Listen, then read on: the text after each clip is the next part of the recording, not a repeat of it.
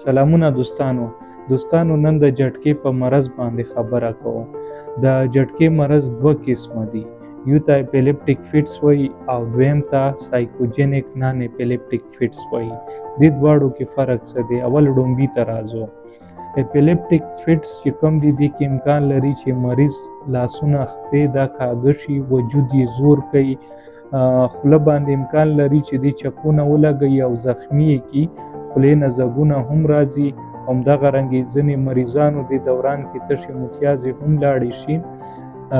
د جټکې نه پس د ډیر ټایم ته بېهوشه شي. دویم دغه دای خاصیت چې دا جټکې هر کله هر ځای کې راتللی شي، تر دې پورې چې که په خوب کې راځي ډېر امکان دا دی چې دغه جټکې چې کومې دي دا اپیلیپټیک فټس دي. اپیلیپټیک فټس کې چې کوم دماغو کې د بجلی اکټیویټي ده، د بجلی حرکت دی یا کرنټ چې کوم دی هغې کې مسله راشي، هغه ګډوډ شي.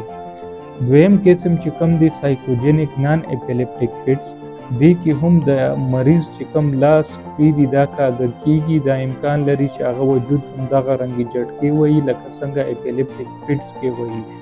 خو البته داسې مریضان هغه په خولې باندې داسې چپونه نه لګوي او نه داسې خطرناک ځای کې هغه راغورځېږي چې چېرته دوی ته ډېره مسله جوړېدی شي یا ډېر خوږېدلی شي. همدغه رنګې دې جټکو دوران کې اکثر مریضانو نه تشې متیازې هم نه ځي او نه دا جټکې د خوب په دوران کې راځي.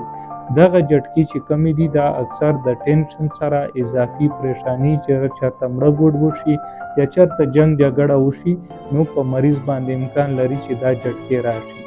دا دواړه جټکې ښه ښکلې علاج امکان لري چې علاج یې وشي او تاسو کولی شئ چې د نفسیاتو ماهر سره ملاو شي او د داسې مریض ښکلې علاج وکړي. ډېره مهرباني.